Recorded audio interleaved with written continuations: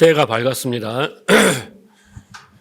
우리가 새해가 되면 새해 인사가 뭡니까? 새해 복 많이 받으세요. 그렇죠? 인사하고 이렇게 덕담을 나눕니다.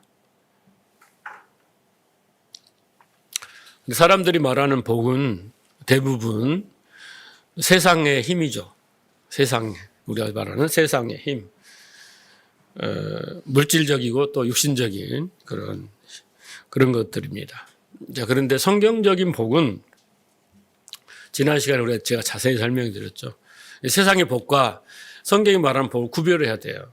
왜냐하면 교회에 와서 세상의 복을 받으려면 그게 종교고, 교회에 와서는 하나님 주시는 복을 받아야 된단 말이에요. 하늘의 신령한 복 이런 거잖아요. 그래서 성경적인 복은 그냥 하늘에서 뚝 떨어지는 종교인들이 생각하는 그런 복이 아니고, 지난 시간에 제가 설명할 때 고난과 수고의 열매로 맺어지는 열매, 이게 하나님이 주시는 복이다. 복을 주시는 방법이다. 이렇게 말씀드렸습니다. 그래서 그 고난과 수고, 야곱이 그 험악한 삶을 통해서 이스라엘이라는 복을 받잖아요. 그런 것처럼 그렇게 주시는 것이에요. 그걸 싫다라고 하면 교회 외에서 복 달라고 이야기할 필요가 없는 거예요. 왜냐하면 그게 복에 주시는 하나님의 원리이기 때문에 그렇습니다. 그래서 이 복을 받는 자만이 항상 기뻐하고 범사에 감사하고 쉬지 않고 기도하는 그런 신앙 생활을 하게 되고, 그 결과로 보람된 삶과 행복을 누리게 되는 거예요.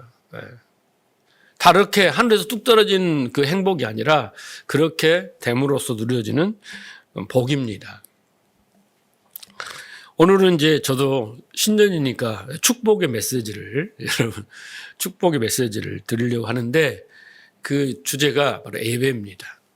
예배예요. 구원받은 성도의 신앙생활의 ABC, 첫걸음은 예배입니다. 왜 그렇게 교회는 예배를 많이 드리냐, 이렇게 하시는 분도 있고, 너무 예배가 많다 이런 건데, 어쨌든 그 예배의 본질이 중요하겠지만 어쨌든 예배가 우리의 신앙의 첫걸음이에요. ABC입니다. 그래서 예배의 성공이 곧 신앙생활의 승리예요. 그리고 그 예배의 성공이 나아가 내 삶과 모든 우리의 인생과, 그것이 바로 성공이고 또 행복한 삶을 누리는 비결인 것이에요. 성도에게. 그러면 여러분, 예배에 성공한다는 것이 무슨 성공과 실패가 있겠냐마는, 예배에 성공한다는 것은 여러분 무슨 말일까? 세상적으로 생각하면 안 돼요. 국어사전적으로 생각하면 안 되고, 성경이 말하는 예배의 성공은 곧 하나님이 찾으신 예배자가 되는 거예요. 하나님이 왜 예배자를 찾으십니까? 상을 주시려고, 복을 주시려고. 그렇잖아요. 그러니까 예배에 성공했다라고 하는 그 사람은 하나님이 찾으신 예배자다. 그래서 하나님이 그에게 상을 주시고 복을 주시는 거예요.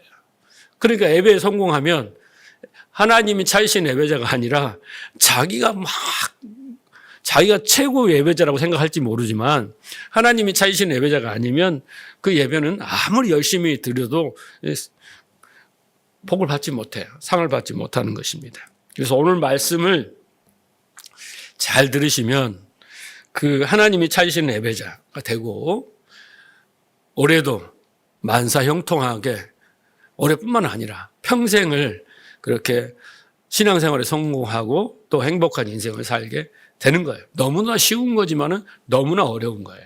그래서 여러분, 다른 것에서 우리가 성공하고 복을 받는 게 아니라 ABC가 뭐라고요? 예배예요, 예배입니다. 자, 오늘 본문 속에 그 답이 들어 있습니다. 오늘 본문은 야곱이 아버지와 형을 속이고 장자의 축복을 가르친 뒤에 생명의 위협을 느껴서 어떻게 합니까?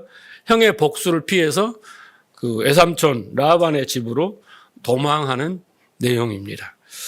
참 처량하죠. 예. 그래서 우리가 생각할 때, 젊은 나이에 고생도 사서 하는데 그 정도 일을 저질렀으니까 그 정도는 해야지라고 할지 모르지만, 이때 야곱의 나이가 몇 살인 줄 아십니까? 77세예요. 계산을 해보면. 77의 노구의 나이로, 네. 그래, 77세니까 완전 이제 옛날로 보면 요즘은 뭐 아니면 옛날로 보면 노후의 이제 그런 나이입니다. 근데 이때 도망자의 신세가 됐다는 것은 참 그렇잖아요. 그때 나이면 이제 다 정착해가지고 노년을 평안하게 보내야 할 때인데 참 안타까운 시기가 된 거죠. 자, 그래서 그렇게 이제 가나안에서 추방되는 야곱에게 하나님은 야곱을 추적하여 끝까지 야곱을 버리지 않고 야곱에게 나타나셔서 그 아브라함과 이삭에게 약속하신 그 약속을 다시 한번 이렇게 축복해 주시는 내용이 오늘 본문의 내용입니다. 그런데 아이러니하게도 그렇게 하나님이 야곱을 축복을 받았는데 야곱이 77의 나이에 어떻게 합니까? 외삼촌 집에 가서 수없이 사기를 당하고 그렇잖아요. 20년 동안 죽도록 고생하고 그렇단 말이에요. 아니 하나님이 야곱이 그 도망하는 그 길에 이 누스라는 곳에서 나타나셔서 언약을 확인하시고 또 축복하시고 이렇게 해서 이제 걱정하고 두려워하지 말라 막 이렇게 하셨는데 야곱이 그 위의 삶을 보면 20년 동안 죽도록 고생한단 말이에요. 삼촌한테 이용만 당한단 말이에요. 그런 거 보면은 이게 무슨 하나님의 축복인가 우리는 그렇게 생각할 수 있습니다. 아무리 믿음이 좋다 해도 고생이 복이다? 이렇게까지 우리는 말할 수 없는 거죠. 이해가 안 가시죠? 네.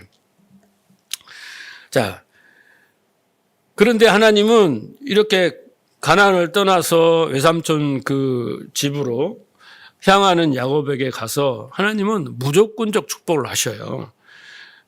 어떻게 보면 야곱이 잘했기 때문에 복받을 조건이 있어서가 아니라 오직 은혜로 오늘 본문의 표현을 하자면 하나님이 그 언약 때문에 자기 할아버지, 아버지에게 하신 언약 때문에 그를 쫓아가시며 축복한 거예요. 자, 그 축복의 내용이 13절을 한번 볼게요. 또 본즉 그에게 의해 서서 이르시되 나는 여호와다 너의 조부 아브라함 하나님이여 이삭의 하나님이다. 네가 누워있는 땅을 일단은 제일 축복이 뭐라고 해서 항상 땅의 축복이잖아요. 그죠? 그 땅은 하나님 나라를 상징합니다. 땅을 내가 약속한 이 가나안 땅을 주겠다. 그리고 14절 내 자손이 땅의 특별같이 되어 네가 서쪽과 동쪽과 북쪽과 남쪽으로 어떻게 퍼져나가든지 그 땅의 모든 족속이 너로 말미암아 복의 근원이 된다 그랬죠. 아브라함에게. 그러니까 계속 그 약속의 그 아브라함, 이삭, 야곱을 통해서 계속 복이 어떻게 해요? 예. 그를 통해서 이어지는 거잖아요. 그게 복의 근원을 삼겠다라는 것이고, 그 다음에 15절에 보면 내가 너와 함께 있겠다.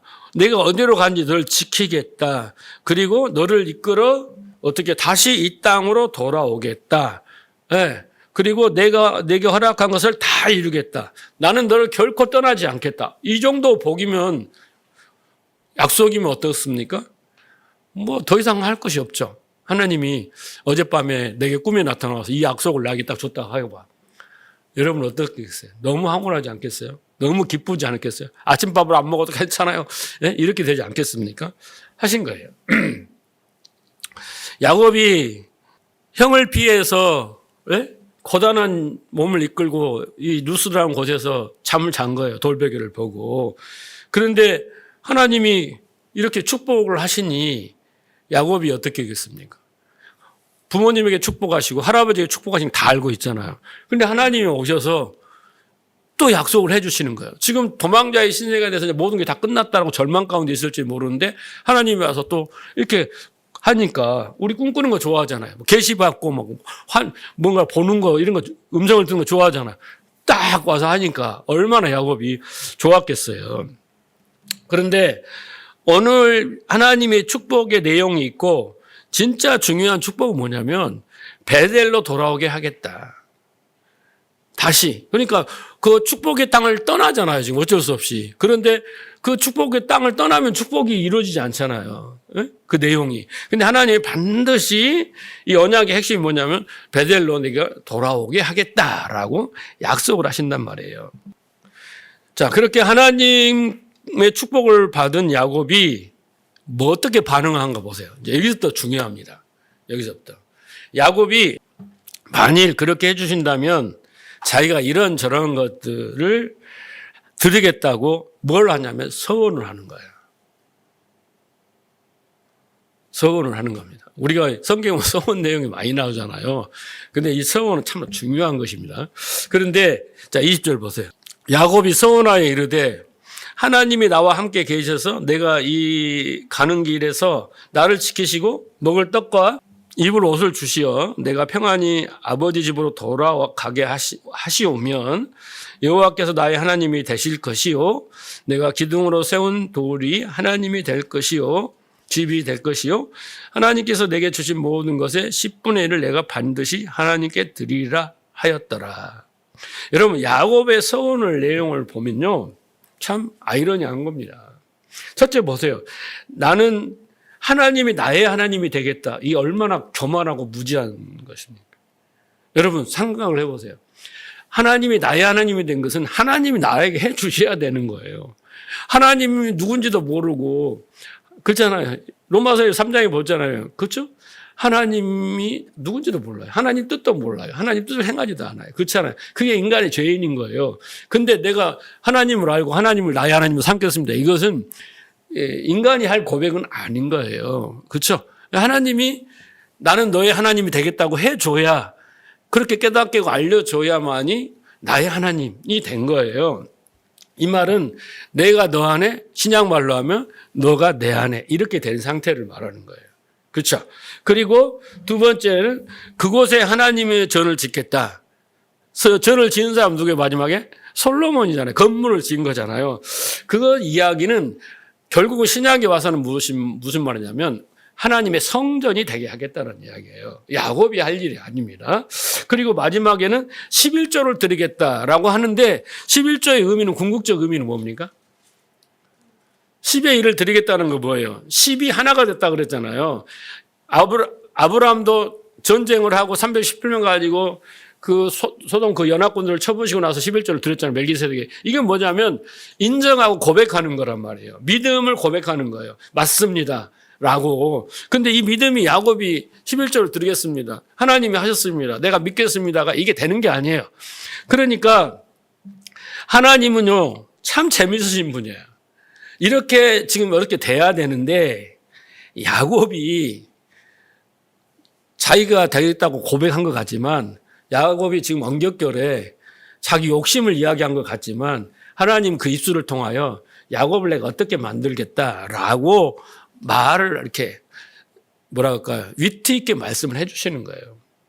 네? 하나님의 명령은 우리가 지킬 수 있어요, 없어요? 그 속에 언약이 들어있다잖아요. 이것도 이 내용이 참 진짜 이렇게 돼야 되는 내용이지만 야곱이 할 수 있는 스스로 할 수 있는 내용은 아니다라는 거예요. 그게 못한다는 것을 보여준 대신에 하나님이 이제 네가 야곱이 고백한 대로 하겠다라는 거죠. 그래서 이후에 보면요, 야곱이 이 내용대로 했다는 내용이 하나도 없어요. 뒤에 성경을 읽어보면 야곱이 하나도 없습니다. 성전을 지었습니까? 네? 야곱이? 아니에요. 그런 일이 없어요. 나중에 보시면 알겠지만 야곱의 서원 내용을 하나님이 다 지키셔요. 하나님이 다 지키십니다. 그러니까 야곱은 지금 이 축복의 내용을 곡해하고 있다라는 거예요. 잘못 오해하고 있다라는 거죠.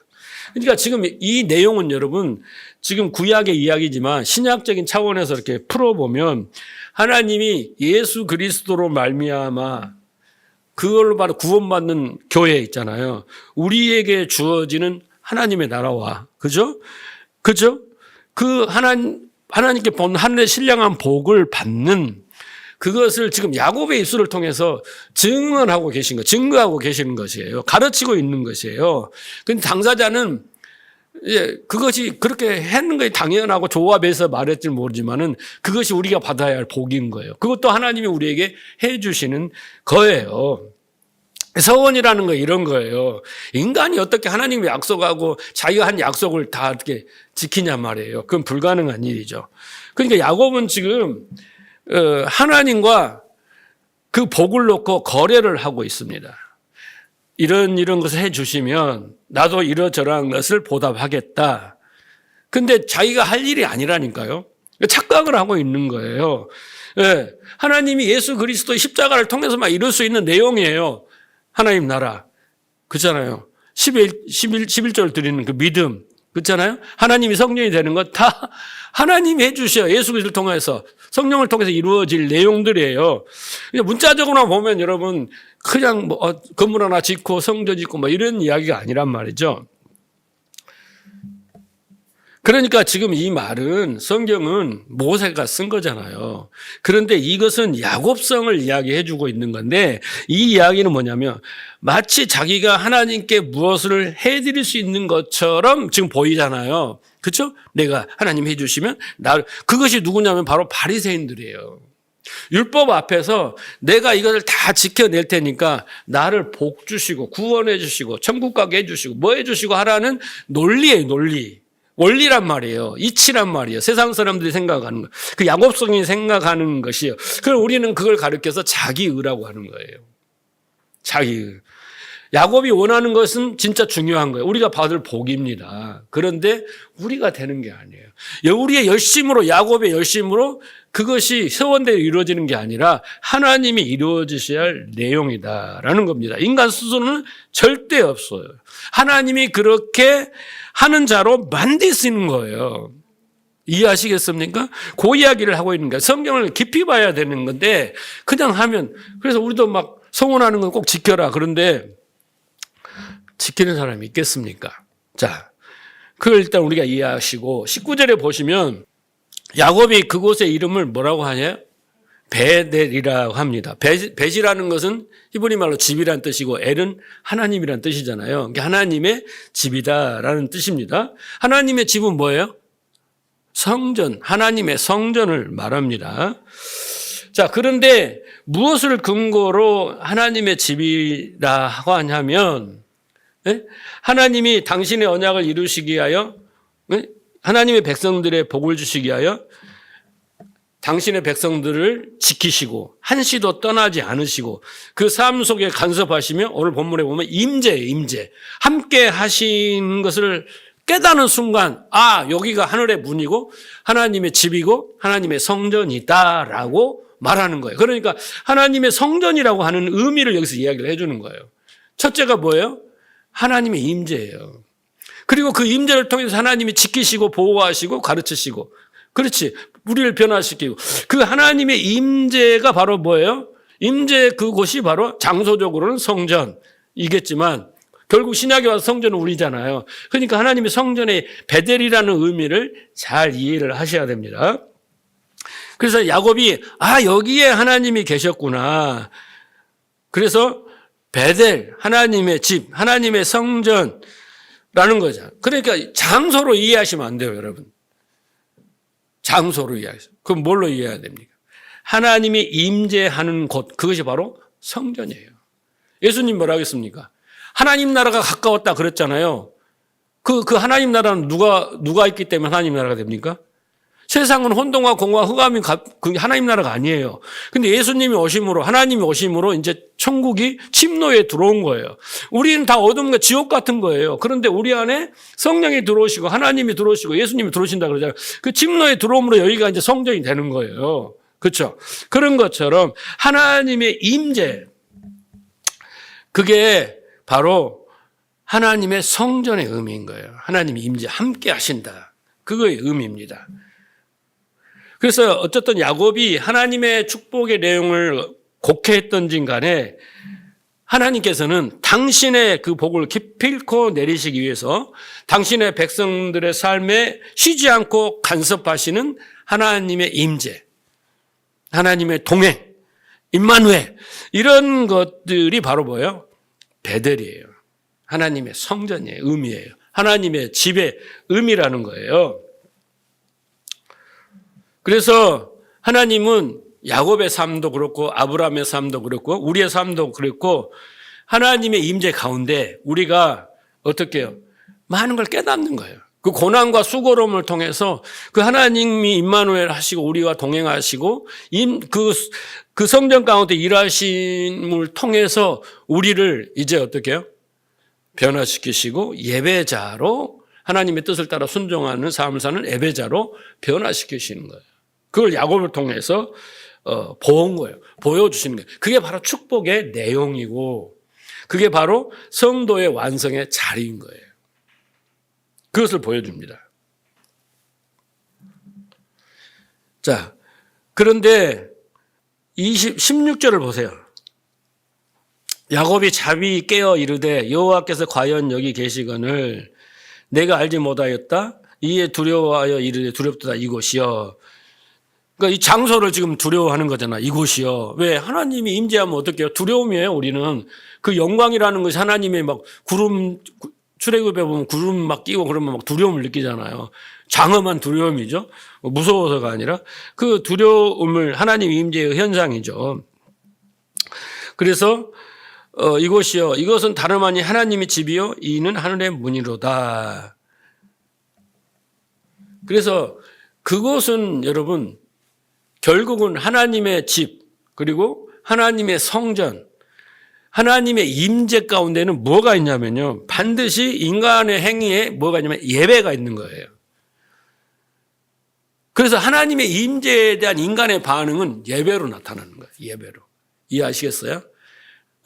두렵다. 그 하나님의 영광 때문에 두렵다. 하나님의 음성을 들었다. 하나님의 그 임재의 체험과 경험과 깨달음을 통한 자들은 반드시 예배를 하게 돼 있어요. 예배.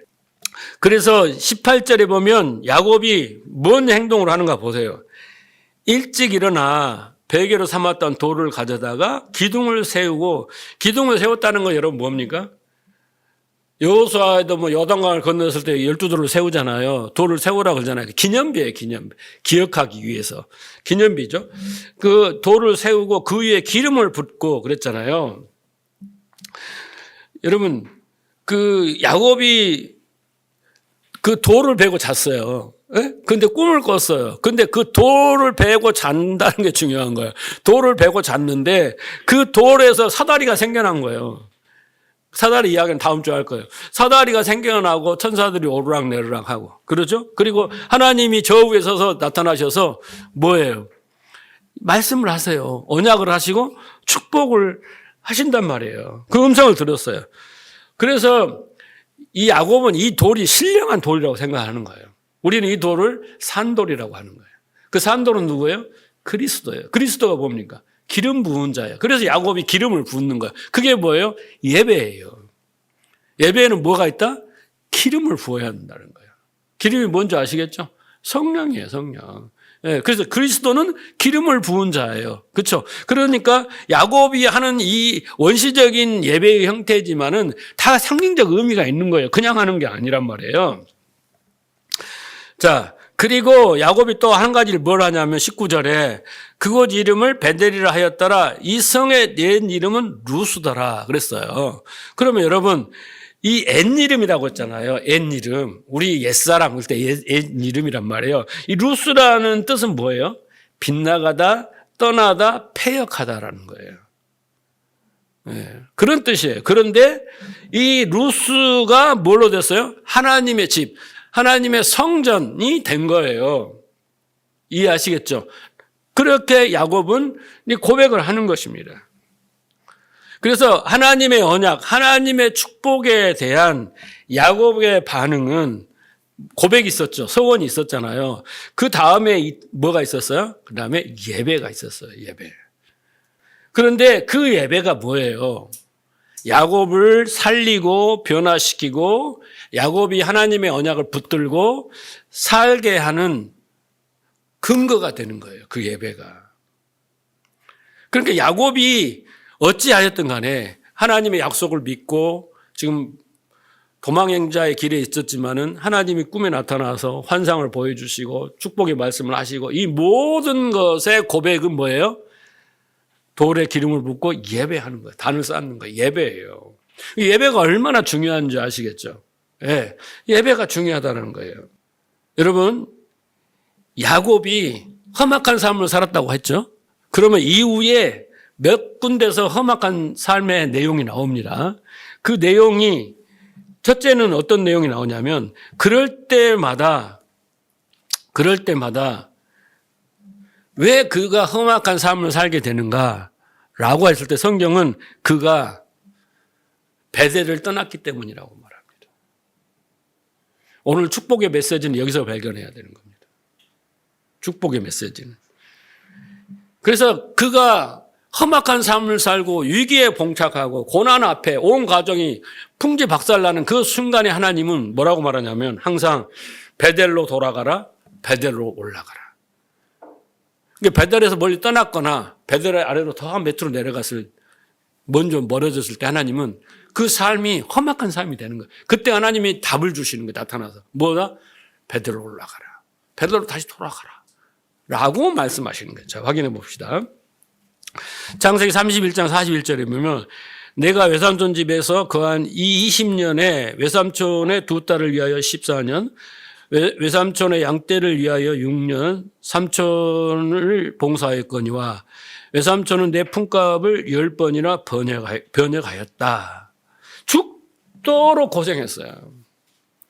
죽도록 고생했어요. 그렇죠?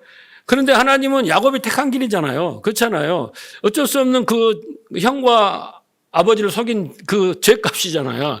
그래서 가서 산 거예요. 자기 지혜를 통해서 막 꾀를 내서 막 어떻게 해요?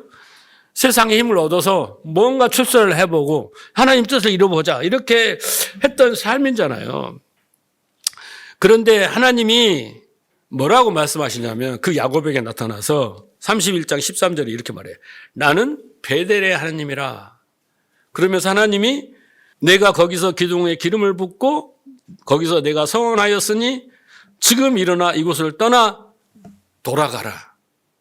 이제 여기서 너는 험악한 삶을 살아서 많은 걸 깨달았지. 이제는 네가 갈 때가 됐어. 그러면 하나님이 뭐냐면 나는 네가 베델에서 만났던 하나님이야. 그 하나님은 어떤 하나님이야?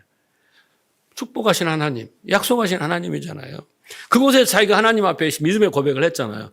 그런데 20년 생활 동안은 하나님을 잊어버렸어요. 하나님을 잊어버렸어요. 자신이 주도하고 자신이 노력하고 자신의 꾀를 내는 그런 삶을 살았어요. 하나님이 놔두셔요. 왜? 그런 삶이 험악한 삶이라는 걸 깨닫는 거죠. 그리고 때가 돼서 하나님이 나타나셔서 말씀할 때 돌아가라는 거예요. 다시 돌아가는 거예요. 네가 왔던 길로 다시 돌아가라라고 말씀하시는 거예요. 자, 그리고 야곱의 인생에서 또 아주 결정적인 이 고난의 삶이 험악한 삶이 뭐냐면 세겜에서 알죠? 딸 디나가 세겜 그 족장의 아들들에게 어떻게 됩니까? 강간을 당하게 되고 그 사건으로 어떻게 해요? 막 사람을 죽이고 난리가 나죠. 그죠? 베냐민하고 시몬하고 막 그죠? 예. 네. 레이하고 시몬이니까 두 형제가 막 세겜 사람들 죽이고 막 이런 난리가 나잖아요. 위기에 봉착했어요. 그럴 때 35장 1절 보세요. 하나님이 야곱에게 이르시되 일어나 베델로 올라가서 거기서 네가 내 형 에서의 낯을 피하여 도망하던 때 내게 나타났던 하나님께 뭘 해라? 예배를 해라는 거기에 단을 쌓으라는 예배를 하라는 거예요. 그죠? 그러니까 야곱이 험악한 삶을 만날 때마다 하나님은 나타나서 뭐냐면 베델을 기억시키는 거예요. 하나님의 약속과 야곱이 하나님께 드렸던 예배, 네? 서원, 믿음의 고백 이것을 기억하라는 거예요. 이걸 망각해버리면 인생이 오리무중이 되는 거예요. 정체성을 잃어버리고 삶의 방향과 목적 다 잃어버리는 거예요. 자기의 뜻과 목적을 이루는 것이 인생의 목적이 돼서는 안 돼요. 지금 하나님은 왜 택했냐면 야곱을 이스라엘로 만든 것이 목적이거든요. 나는 이스라엘에 대해서 노력을 해야 되는데 하나님과 함께. 예? 그런데 나는 야곱으로만 성공을 하려고 하면 안 되는 거잖아요. 그건 원천적인 방향과 목표를 잃어버리는 거잖아요. 그래서 하나님 자꾸 처음으로 가라는 거예요. 야곱이 처음으로 하나님을 만난 것이 뭐예요? 베델이에요. 베델이에요. 그렇게 한 거예요. 여러분도 마찬가지예요. 인생의 많은 우여곡절은 결론적으로 뭐냐면 베델에서 멀어져 가거나 내려가거나 돌아가거나 갔어요. 그래서 문제가 점점 심각해지는 거예요. 여러분 내가 교회를 열심히 다녔는데요. 이제 뒤에 나오겠지만은 온전한 예배를 드리지 못한 거예요. 자, 그래서 거기에 단을 쌓아라 그랬습니다. 그때 야곱이 뭐라고 하냐면 2절에 보세요. 35장 2절에. 이에 자기 집 사람들과 자기와 함께하는 모든 자들에게 너희 중에 있는 이방 신상을 버리고. 뭐 했어요?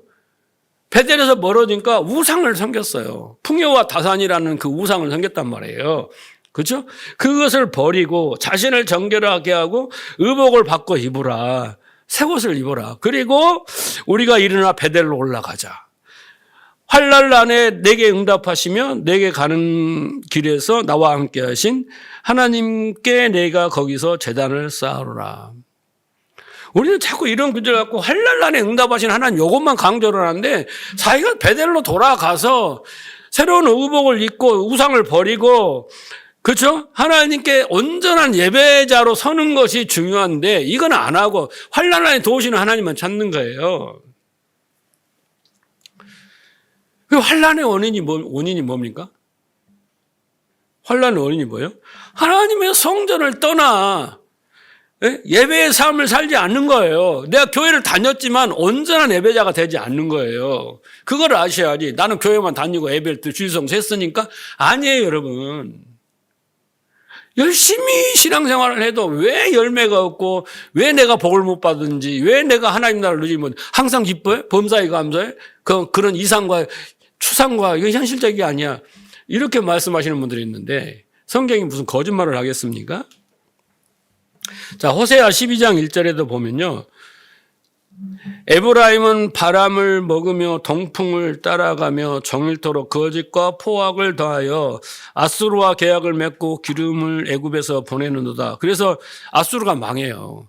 그런데 그 망하는 것을 뭐라고 하냐면 2절에 보면 야고보 그 행실대로 벌하시고 그 행위대로 그에게 보응하시리라. 야곱은 모태에서 그의 형의 발뒤꿈치를 잡았고 그 힘으로 하나님과 겨루되 천사와 겨루어 이기고 울며 그에게 간구하여 하나님은 베델에서 그를 만나셨고 거기서 우리에게 말씀하셨으니 여호와 만군의 하나님이시라. 여호와는 그를 기억하게 하는 이름이니 그런즉 뭐래요? 하나님께 돌아가라. 문제만 있으면 여러분 그 문제의 원인은 뭐냐면 예배예요. 예배. 나 주일성수 했다니까요? 아니라니까요. 예배가 문제예요. 왜 그런지 뒤에 보면 아셔요. 이유가. 그래서 하나님은 지금 하나님께 돌아와 순종하고 예배자의 삶을 살아라 라고 지금 말씀을 하시는 거예요. 야곱에게 험악한 삶을 살 때 아니면 이스라엘 백성들이 지금 호세아도 나오지만 그것을 하나님이 응답하실 때는 그래서 신자의 고달픈 상과 불행은 다른 이유가 없어요. 기도를 많이 안 해서 아닙니다. 그게 이유가 되질 않아요. 베델에서 멀어지는 겁니다. 네. 베델에서 멀어지는 거예요. 여러분 이사를 가서 멀어진 게 아니라 마음에서 하나님이 멀어지는 거예요. 하나님이 멀어지는 거예요. 몸은 비록 내가 성전에서 예배를 드리고 있지만 마음은 생각은 하나님께서 멀어지는 거예요. 하나님으로부터 영향을 받지를 않는 거예요. 네. 그렇게 되는 거예요. 신약의 관점에서 보면요. 영과 진리로 예배를 하라고 그러잖아요. 그런데 그 영과 진리로 예배가 안 되는 거예요. 네. 많은 교회가 5만이 넘는 교회가 있는데 그 교회에서 하나님의 예배자를 찾으신다니까요. 어떤 예배자를 찾아요? 영과 진리로 예배하는 자를 찾아요. 그 말은 그 자에게만 복이 간다는 거예요. 그 자에게만. 우리는 그냥 어떤 형식과 절차를 따라서 예배를 드리면 나는 그거 드린 거고 나는 믿음이 좋은 거고 내 의무를 다했는 거고 이제 하나님 복 주시게 하는데 아니라니까요. 그건 종교인들이 생각하는 생각이에요. 더 구체적으로 말하면 하나님의 임재, 하나님이 영이 거하는 온전한 성전이 안 된 거예요. 성전의 기능을 내 안에서 하지 못하고 있는 거예요. 더 구체적으로 말하면. 그죠? 네. 그래서 우리는 모든 문제의 시작은 단초는 뭐냐면 베델에서 멀어지는 거예요. 그 베델에서 온전한 예배가 드려지지 않는 것이다 라는 것을 여러분 기억해야 돼요. 다른 이유가 없어요. 다른 이유가 없어요. 자, 그래서 신약에 와서는 예수님께서 자, 요한복음 4장 23절 보세요. 아버지께서 참으로 예배하는 자를 예배하는 자들은 아버지께 참으로 예배하는 자들은 그렇죠? 영과 진리로 예배할 때가 오나니 곧 이때라. 아버지께서 이렇게 자기에게 예배하는 자를 찾으시니라. 하나님은 영이시니 예배하는 자가 영과 진리로 예배하라. 여러분 이것에 대해서 잘 이해를 하셔야 돼요. 그래서 여러분이 정말 영과 진리로 예배하는 자가 돼야 돼요. 네. 다시 한번 말합니다. 교회 안에 있다고 오늘 내가 예배를 드렸다고 그것이 온전한 베델이 되고 예배를 드린 게 아니에요. 영과 진리라는 그 뭔가가 있어야 되는 거죠. 예배 가운데. 그러면 여러분 영과 진리라고 했잖아요. 그러면 첫째는요. 예배 가운데는 영은 뭐냐면 푸뉴마야. 푸뉴마야. 성령이란 말이에요. 뭐냐면 진리가 있어야 되는 거예요. 예배 가운데는 첫째 성령을 통하여 깨닫게 하시는 진리. 진리를 통한 믿음. 이거 이렇게 되는 그 영이 푸뉴마가 있어야 되는 거예요. 예배 안에. 그다음에 여기서 우리가 진리, 진정이라고 했잖아요. 여기 뭔가를 잘 알아야 되는 거예요. 여기 뭔가. 여기서 알레테이라고 하는 이 진리는 진실, 실체, 본질이란 뜻이에요. 우리 개혁성경에서는 여러 것을 이것을 진정으로 번역해가지고 여러분 진정으로 예배드리는 것을 어떻게 생각하냐면 우리가 거룩한 옷을 입고 거룩하게 엄숙하게 예배 드릴 때 졸지도 않고 떠들지도 않고 근엄하게 그잖아요. 어떤 절차와 의식에 맞게 드리는 예배. 이게 진정의 예배라고 생각하고요. 막 찬양이 있고 그래서 마음이 막 찌릿찌릿하고 막 어떤 체험이 일어나고 신비가 있고 막 그런 어떤 현상이 있고 이런 예배. 이런 것이 감성적인 예배라고 하잖아요. 그런 것들로 뭔가 어떤 현상적 체험이 있는 것들로 진정을 이해한단 말이에요. 영과 진정이라고 하니까 영의 역사로 인해서 어떤 현상적인 체험적인 막 이런 감성적인 막 울컥하고 막 그런 충만하고 이런 걸 생각하는 거예요. 전혀 아니올시다. 전혀 아니올시다.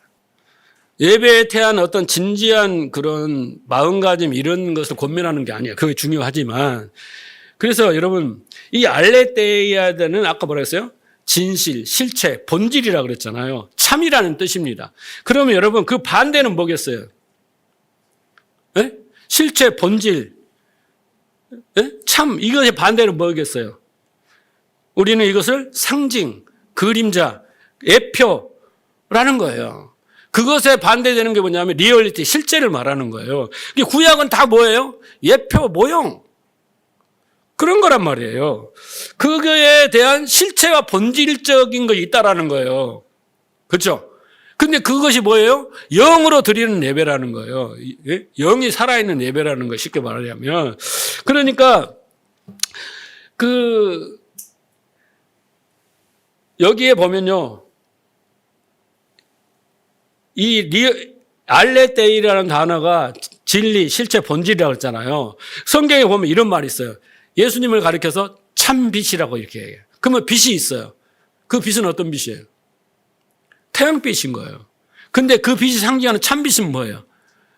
창세기 1장 2절에 빛이 있으라. 그 어둠을 밝히시는 빛이 뭐예요? 태양이 아니라 태양을 우리에게 보여.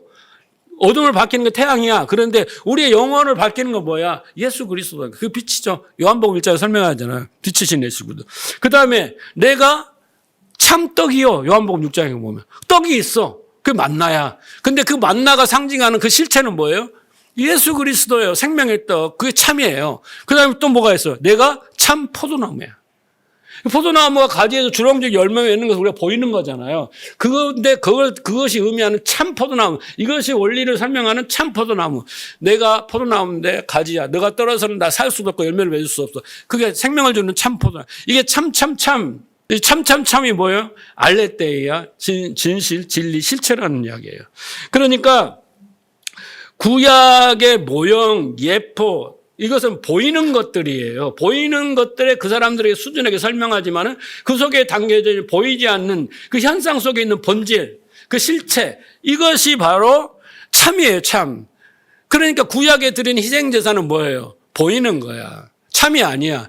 설명해 주기 위한 거야. 일시적으로. 근데 이게 진짜 본질이 있는 거예요. 그 본질의 예배를 드려야 되는 거예요, 이제는 우리가. 근데 구약식으로 형식을 쫓아서 이렇게 막 드리는 예배는 이게 아니에요. 그 사람들은 이제 구약시대 그 수준에 있는 사람이, 우리는 예수께서 완성하시고 성령을 통해 깨달아서 이제 우리 안에 적용돼서 우리 성전 안에서 참 예배가 드려져야 되는 거예요. 이해하시겠어요? 그랬을 때 영과 진리인데, 진정인데, 그 실체적인 예배의 참 예배는 앞에 뭐가 있어요? 영이 있어야 된다는 거예요. 영이. 이해하셨죠? 여러분, 구약의 그 예배를 한번 상상을 해 보세요. 구약의 그 1년의 대속죄일에 속죄제를 지내잖아요. 우리가 속죄제, 속건제, 화목제, 번제, 소제 막 이런 게 있잖아요. 근데 제1월 14일 날 드리는 대속죄일은 1년에 한 번 드려서 이스라엘 제사장과 이스라엘 백성이 모든 죄가 사해지는 제사예요. 근데 그 제사를 지낼 때 어떻게 합니까? 양과 염소를 잡아서 안수를 해요. 그래서 1년 동안 지은 죄를 다 여기다가 전가를 시키는 겁니다. 짐승에게. 그리고 짐승의 멱을 따고 피를 받고 그 피를 바르고 그다음에 가죽을 벗기고 각을 떠가지고 번제를 다 태워서 하나님께 연락을 드리고 그 피를 가지고 속죄소에 가서 쏟아 붓고 그렇잖아요. 그러면 하나님이 거기서 뭘 하는 거예요? 속죄, 시은을 하시는, 은혜를 베풀고 그래 다 용서를 해주마 하고 그다음에 말씀을 주셔요. 너희들이 어떻게 살아야 된다? 말씀을 주시는 거예요. 그게 예배예요. 그것이 구약적인 예배예요. 근데 그것은 우리가 어떻게 해요? 그냥 눈에 보이는 절차와 형식을 따로 했단 말이에요. 갈라디아 교인들이 나중에 유대교에서 개종해서 기독교로 와갖고 우리도 제사를 지내야 되지 않니? 무슨 기도하고 뭐 회개하고 이렇게 하고 되겠어? 막 그래갖고 제사 지내고 막 그랬잖아요. 근데 이제 그건 다 끝났어. 절기도 월삭도 모든 희생제도 다 하나님 예수님이 완성했기 때문에 우리는 그 의미를 취하고 그 의미가 내 안에서 믿음으로 와야 되는 거잖아요. 그렇죠? 그런 거예요. 그러니까 지금도 종교인들은 유대교는 뭘 하고 있어요? 그 모형을 가지고 붙들고 살고 있는 거예요. 그 의미를 취하지 못한 채. 이게 좀 수준이 낮은 신앙생활이에요. 그럼 교회 안에는 그런 사람이 없을까요? 교회 안에서 지금 예배를 많은 성도들이 드리는데 영과 진리의 예배가 드려지지 않는 사람은 다 구약적 예배를 드리고 있는 거예요. 그 형식과 절차에 따라서 주일 성수를 하고 그런 식으로 하는 거예요. 그리고 나는 이제 내 믿음을 고백하고 그랬다고. 하나님이 그걸 뭐라고 하지는 않아요. 그 수준의 단계로 이해를 하시고 다음 단계로 이끄시는 거지. 예. 그런데 그 수준에 있는 사람이 뭔가 복을 받으려고 막 안 된다고 아무리 반문을 쳐도 그 단계에 올라와야지. 그래서 그 희생 제사는 예수 그리스도의 십자가의 죽으심과 부활을 상징하는 거 아닙니까? 그래서 이제 그 모형이 이제 실체로 내가 왔으니까 이때라. 지금은 이제 내가 그 예배를 완성하러 왔다. 단번에 다 그 제사를 완성한다고 그랬잖아요. 그 제사가 이제 이루어져서 그 혜택을 우리가 누리는 거예요. 믿음으로. 그 제사와 내가 연합이 되는 거예요. 그 깨달음으로. 그게 뭐냐면 영으로 드리는 예배란 말이에요. 이해를 하면. 그래서 예수님이 빌립보서 2장 5절 8절에 보면 2장 5절에서 8절을 보면 너희 안에 이 마음을 품으라. 곧 그리스도 예수의 마음이니 그는 근본 하나님의 본체시나 하나님과 동등에 취하지 않고 여기지 아니하시고 오히려 자기를 비워 종의 형체로 가지시는 사람들과 같이 되셨고 사람의 모양으로 나타나서 자기를 낮추시고 죽기까지 복종하신 십자가의 죽으심이라. 이게 예수님의 예배예요. 하나님을 향한. 예수님을 향한 하나님의 희생 제사예요. 그렇죠? 구약이 상징하는 것을 예수님이 진짜 오셔서 보여준 거예요. 이룬 거예요. 에? 다 이뤘다고요. 그게 바로 하나님께 예배하는 예배의 모습이에요. 이해하시겠어요? 그렇다면 우리가 하나님께 드리는 예배는 어떤 예배가 되겠어요? 영과 진리로 예배를 하라 그랬잖아요. 그런 예배는 어떤 거예요? 첫째는 뭐가 있어야 돼요? 첫째는 예수님처럼 자기를 다 어떻게 다 내려놓고 복종하고 자기 죽음에 이르는 첫째가 있어야 되잖아요. 그렇죠? 네. 자, 그래서 사도 바울이 이 영과 진리의 예배를 풀어줬어요. 12장 보세요. 로마서 12장 1절. 그러므로 형제들아 내가 하나님 모든 자비하심으로 너에게 권하노니 너의 삶을 하나님이 기뻐하시는 거룩한 산 제사로 드리라. 이게 뭡니까? 다 지금까지 설명한 거잖아요. 뭐예요? 예수님도 이렇게 했잖아요. 뭐예요? 자기를 죽이는 거예요. 그게 뭐라고 했어요? 자기 부인인 거예요. 자기 부인. 예. 그러니까 희생제사를 드리는 것은 자기의 죽음이에요. 짐승이 되든 죽잖아요. 교회에 와서 여러분, 영과 진리 예배는 첫째 내가 죽어요. 죽음으로부터 시작되는 거예요. 말씀이 들어와서 나의 영혼과 관절을 찔러 쪼개고 나의 모든 걸 감찰해내면 그건 부인돼야 되는 거예요. 내가 죄인 중에 괴수입니다. 예? 내가 나되면 하나님의 은혜입니다. 이게 먼저 나와야 돼요. 이거 없이 시작될 수가 없어요. 먼저 죽어야 되잖아요. 그렇죠? 근데 교회에 와가지고 내가 세상의 힘을 얻어가지고 더 살아나려고 하면 안 되고 일단은 죽어야 돼. 그리고 두 번째 뭐라 그랬어요? 이는 너희가 이거 영적 예배니까 그 다음에 이 세대를 본받지 말고 선하시고 기뻐하는 하나님 뜻을 어떻게 해라? 분별하라. 하나님의 말씀, 하나님 뜻을 알아야 돼. 그렇잖아요. 그 약속, 그 하나님의 뜻, 그걸 알아야지 그걸 붙들고 그것이 내게 믿음이 되고 그게 소망이 돼서 그걸 두고 살아야 할 게 아닙니까? 그 예배에서 계속 말씀 속에서 그것이 계속 나오는 거예요. 이것을 우리는 참된 예배라고 하는 거예요. 영과 진리의 예배, 영적 예배라고 하는 거예요. 그러니까 아무리 많은 사람이 찬양을 하고 기도를 하고 막 할렐루야를 하고 다 하지만은 그 마음 속에서 영과 진리의 예배가 이루어지지 않고 온전한 성전으로 참된 예배가 이루어지지 않으면 꽝인 거예요. 아주 수준이 낮은 종교 집단에 불과한 거예요. 그게 무슨 열매가 있겠어요. 그렇죠? 그래서 참된 예배는 반드시 영적으로 그 영적 예배가 되려면 두 가지가 있어야 된다는 거예요. 첫째 뭐예요? 자신을 거룩한 산 제물로 드려야 되는 겁니다. 희생 제물이에요. 헌금을 드리라는 게 아니에요, 여러분. 희생 제물을 드려야 되는 거예요. 구습을 쫓는 옛사람이 죽어지는 일이 일어나야 되는 거예요. 그죠?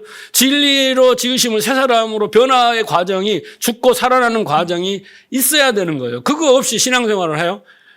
네? 내 마음 항상 하나님을 사랑하고 예수님 너무 사랑하고 나는 예수님을 살겠어. 이 마음 하나 갖고 되는 게 아니에요, 여러분. 지적 성장이 있어야 된다니까. 믿음의 성장이 있어야 되는 거예요. 두 번째는 하나님의 뜻을 분별해야 됩니다. 하나님의 뜻을. 예. 말씀이 나에게 인도자가 되는 거예요. 그렇죠? 예. 깨닫게 하시고 나를 어떻게 해요? 거룩하고 흠없게 하시고 믿음으로 소망을 갖게 하시면서 나에게 능력을 줘요. 그 믿음의 역사를 일으킬 수 있는 거 주는 거예요. 그거 없이 그냥 형식만 가지고 내가 뭐 열심만 가지고 바리새인들처럼 율법만 잘 지키게 하고 되는 것은 절대 아니다. 절대 아니다. 그래서 성도는요, 이 영적 예배를 회복하는 게 중요합니다. 의식의 그 순서, 그 형식을 따라서 엄숙히 드리는 것이 참된 예배가 아니에요. 참된 예배가 아닙니다. 천주교 가면 얼마나 엄숙하고 거룩하고 정말 그 앞에 숨도 못 쉴 것 같고 너무나 거룩할 것 같고 하나님이 그냥 나타나실 것 같고 그런 것은요, 그때뿐인 거예요. 그때 그 순간만 감성적인 충동과 변화가 있는 거예요. 좋았다. 너무 좋았어. 이 성전을 나오는 순간부터는 안개처럼 모든 것이 사라져 버리는 거예요. 예? 삶이 변하지 않아요. 생각이 변하지 않아요. 그 기독교는요, 모든 종교와 차원이 다른 게 뭐냐면 영과 진리의 예배와 일반 종교 예배는 달라요. 그 종교에서 정의하는 예배란 이런 거예요. 어떤 신이나 부처나 그 초월적인 존재 앞에 경배를 해요. 그 앞에 춤을 춰요. 네? 그를 높이는 막 놀라운 일들을 해요. 별짓을 다 하잖아요. 그렇죠? 열왕기 그 보면 뭡니까? 아랍의 그 선지자들, 그 우상 선진자들이 어떻게 합니까? 춤을 추고 막 자해를 하고 막 별짓을 다 하잖아요. 그런 것을 하는, 그런 의식을 하는 거예요. 그게 화려하고 멋있게 보이죠. 그게 하나님을 찬양한다라는 거 보이죠. 그것이 인간이 하나님을 섬기는 제일 예전이라고 생각하는 겁니다. 모든 종교가 그런 식으로 하나님을 섬깁니다. 제가 오늘 충격적인 말을 한 말 할까요? 여러분 저의 설교를 소화할 수 있기 때문에 제가 충격적인 말을 하는 거예요.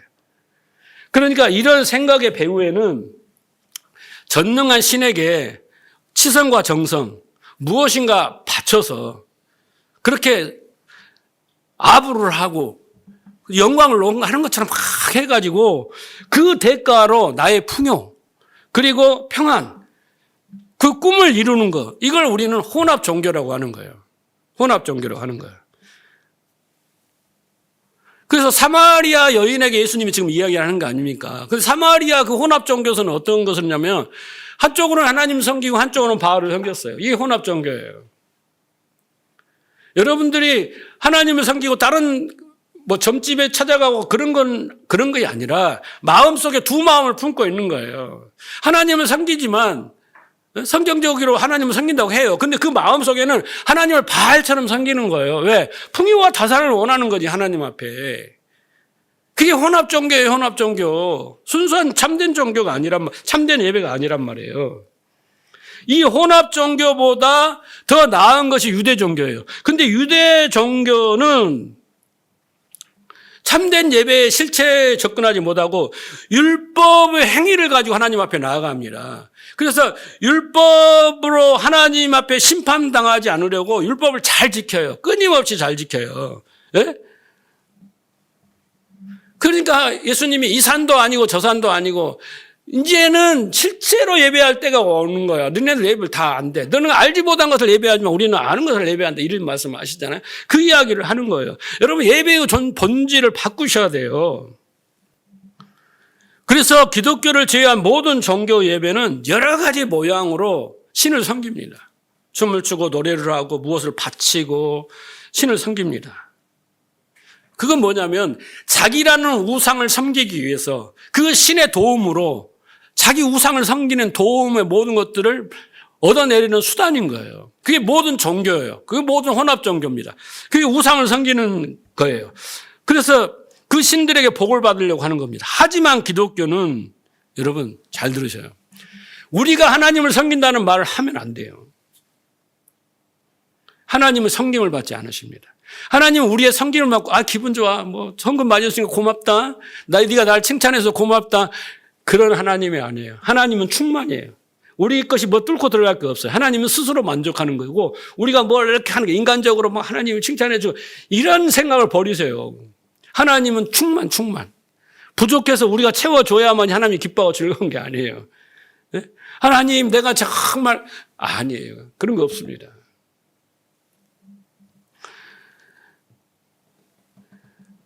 우리는 하나님을 섬길 수 없고 만족시킬 수도 없고 하나님을 섬겨서 어떻게 해서 기분 좋게 할 수 있고 그게 우리의 믿음 천만의 말씀. 절대 하나님은 우리의 그런 섬김을 좋아하지 않으십니다. 하나님이 기뻐하시는 건 뭐예요? 딱 믿음밖에 없어요. 믿음으로 하나님을 기쁘시게 하는 거 다른 외에는 없어요. 이해하시겠어요? 그래서 결국은 제가 무슨 말을 하려고 하냐면 예배는 우리가 하나님 앞에 뭘 드리고 섬기는 게 아니라 하나님이 우리를 섬기는 거예요. 이걸 기억하셔야 됩니다. 예수님이 뭐라고 했어요? 나는 섬김을 받으러 오지 않고 섬김을 하러 왔다는 거예요. 나는 인간에게 영광을 구하지 않고 구하지도 않는다는 거예요. 왜? 그것이 나의 기쁨과 만족이 되는 게 아니기 때문에. 너희들을 영광스럽게 하려고 내가 온 거예요. 그러니까 하나님은 우리를 섬기러 오신 거예요. 여러분 예배는 워십이라고 하잖아요. 흠모, 열렬히 사랑이라는 그런 의미입니다. 자기가 최고의 가치 있는 것을 섬기는 거예요. 우리는 하나님 앞에 뭘 드리냐면 믿음을 드려요. 계속. 근데 하나님은 우리를 어떻게 섬기시는 거예요? 예수 그리스도로 목숨으로 십자가로 피 흘림으로 우리를 섬기는 거예요. 그렇죠? 그리고 성령으로 우리를 섬기셔요. 어떻게? 진리의 말씀을 주셔서 우리를 믿음에 이르게 하러 섬기는 거예요. 얼마나 노력하겠어요. 우리 고집불통이고 무식하고 무지하고 자기 것을 견고한 진짜로 받던 우리를 계속 설득 수단과 방법을 가르치지 않고 설득 그렇게 섬기는 거 아닙니까? 종이에요, 종. 그래서 예배는 서비스라고 하는 거잖아요. 서비스, 섬김. 네? 종이란 말이에요. 그래서 계속 섬겨주시는 거예요. 그래서 말씀으로 섬겨요. 십자가로 섬기고 말씀으로 섬기고 성령으로 섬겨서 우리에게 진리를 주셔서 믿음이라는 선물을 주셔야만이 우리가 그 믿음으로 갖게 되는 거야. 그래서 하나님이 믿음 없이는 하나님을 기쁘시게 할 수 없어요, 우리는.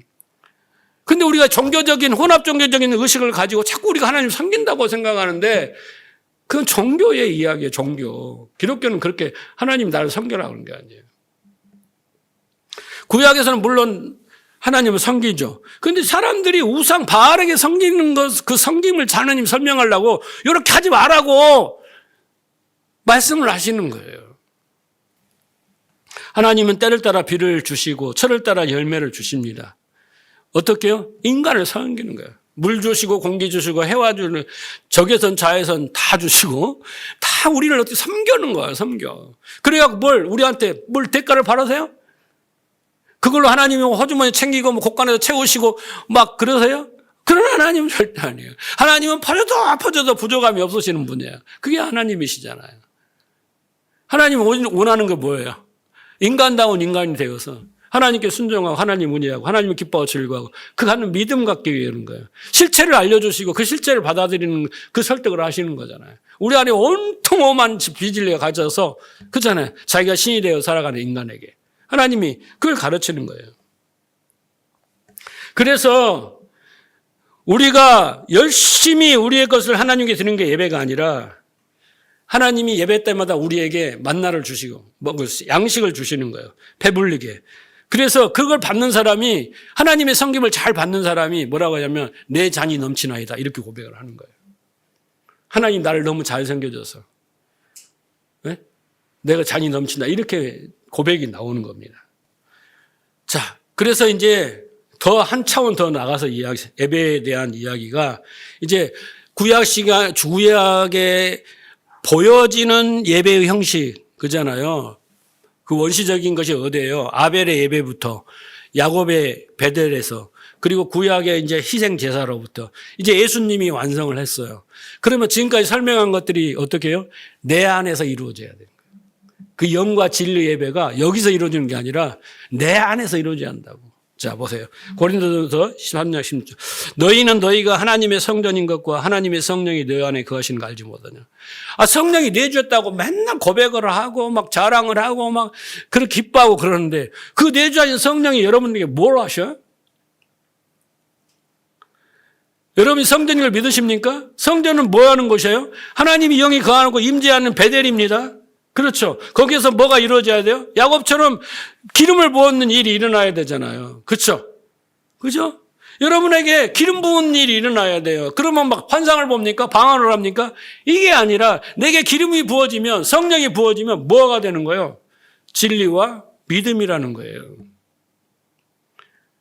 그 예배가 회복되고 그것이 살아나고 그 예배가 되면 그때부터 그 사람은 믿음의 역사를 이루며 살아가는 항상 기뻐하고 범사에 시장 이게 되는 거예요, 이제는. 그게 순서예요. 그래서 여러분 이제는 구약의 그 성전의 희막이 찢어졌잖아요. 휘장이. 그러면서 이제 그것이 어떻게 해요? 성전과 지성소가 구별이 없어졌어요. 이제 지성소가 된 거예요. 하나님이 임재하실 수 있게 됐단 말이에요. 상징적으로. 그렇죠. 그래서 하나님이 내 안에 하나님의 이 의미란 말이에요. 그러면 하나님의 영이 하나님의 임재가 내 안에 성전에서 일어나야 되는 거예요. 자, 에베소 2장 20절 보세요. 너희는 사도들과 선지자의 터 위에 세우심을 입은 자라 그리스도께서 친히 모퉁이 되셨느니라. 그 안에서 건물마다 서로 연결하여 주 안에서 뭐가 되고? 성전이 되어가고 진행형이에요. 성전은 딱 건물처럼 지어지는 게 아니라 우리가 온전한 성전으로 참된 예배가 이루는 성전으로 점점 지어져 가는 거예요. 지어져 가는 거예요. 너희도 성령 안에서 하나님이 거하실 처소가 되기 위하여 그리스도와 함께 지어져 가는 겁니다. 그리스도의 말씀을 듣고 믿음으로 성령을 통해서 그 진리의 말씀을 듣고 믿음으로 쭉쭉쭉쭉 그래서 믿음에 따라 그 성전은 점점점 완성되어 가는 겁니다. 그게 신앙생활이에요. 그래서 내 안에 참된 예배가 들어져야 돼요. 아까 그 예배가 뭐였어요? 영과 진리로. 자기 몸을 산제사로 드리고 하나님 뜻을 분별하는 두 가지가 내 안에서 계속 예배 가운데 일어나는 거예요. 52주 동안 예배를 드립니다. 수요일, 새벽기도, 금요 합치면 수없는 예배가 드리지만 이것이 쏙 빠져버리면 앙코 없는 찐빵이에요. 우리는 그냥 형식으로 순서에 참수해서 그 날짜에 예배를 드렸고 올해 한 번도 안 빠지고 52주일을 드렸다. 그럼 뭐야? 그런데 너 삶이 어떠니? 네 마음은 어떠니? 똑같아. 이게 꽝인 거예요. 이게 종교인 거예요. 그래서 뭔가를 해봐라. 그런데 내 안에서는 참된 예배가 이루어지지 않고 영과 진리의 역사가 일어나지 않아요. 그러면은 꽝이 아니에요, 우리가. 수고하고 무거운 짐만 지는 거잖아요. 그렇죠? 예수님이 그거 깨부시고 진짜 참된 예배를 완성해 주시고 우리에게 그렇게 주시려고 왔잖아요. 그래서 우리가 오늘 신년의 메시지가 제가 뭐라 그랬어요? 베델로 돌아가라. 베델로 올라가라. 예배를, 영적 예배를 회복하셔야 돼요. 그 회복되는 순간순간마다 여러분 놀라운 믿음의 역사가 일어날 수밖에 없어요. 안 되면 성경 말씀이 가짜예요. 하나님은 예배 때마다 은혜를 주시고 우리를 말씀으로 섬겨주십니다. 그러면 우리는 진리의 말씀을 듣고 이제 우리가 믿음으로 이루면 거룩한 산제물을 내어드리고 하나님의 뜻을 깨닫고 그 뜻을 붙들고 살게 되고 그 뜻에 순종하는 삶을 살게 되면 믿음으로 행하고 행함으로 믿음이 완전해지는 그 삶이 신앙생활인 거예요. 거기서 여러분이 맺어야 할 열매는 예상도 하지 마시고 뭘 추측도 하지 마세요. 그것은 그 말씀이 내 안에 일함으로 스스로 맺게 하는 열매이기 때문에 여러분 깜짝깜짝 놀라시면서 감사, 찬양밖에 없어요. 기쁨밖에 없는 거예요. 내가 맺었으면 우리는 결과가 없으면 짜증스럽고 의기소침하고 우울하고 또 무기력해지고 그런 신앙생활의 반복이잖아요. 그 원동력이 나가 돼서는 안 되고 내 의지와 내 판단과 내 선택과 내 열심이 돼서는 안 되는 거예요. 믿음이란 그런 거예요. 그러니까 지금까지 많은 성도들이 기독교가에 무능하고 손가락질 받고 주위에서 인정을 받지 못하고 그렇게 나를 통해서 전도가 되지 않는 이유는 뭐겠어요? 그 시작은 이 예배예요, 예배. 영과 진리 예배가 안 되기 때문이죠. 그래서 2025년이 여러분에게 복받는 해가 되고 아니 여러분이 앞으로 인생에 행복한 삶을 원하신다면 베델로 돌아가라. 영적 예배를 회복하라. 그래서 하나님이 찾으시는 예배자가 되라. 그러면 여러분 고민할 일이 없어요. 그게 만사형통입니다. 수많은 예배자가 있습니다. 오늘 또 교회 안에서 건물 안에서 수많은 예배자가 있지만 그 많은 자들이 다 영적 예배자가 아니라는 걸 알아야 됩니다. 바람이 임의로 불매. 그죠? 그 성령이 역사하는 자는 자기만 하는 거예요. 내적인 변화입니다. 마찬가지로 이 영적 예배자는 내 안에서 하나님의 일하심이에요. 하나님의 섬김입니다. 그런 목마른 자를 하나님이 찾으십니다. 그 맛을 봤다면 우리는 계속 그 영적 예배를 드리려고 몸부림쳐야 되고 그걸 드리기 위해서 영과 진리 예배를 사모해야 되는 겁니다. 예배를 많이 드리냐 적게 드리냐 이게 중요한 거예요. 한 번을 예배를 드려도 참다운 예배를 드리는 거예요. 그래서 여러분 그런 하나님이 찾으시는 예배자가 되기를 주님으로 축복합니다.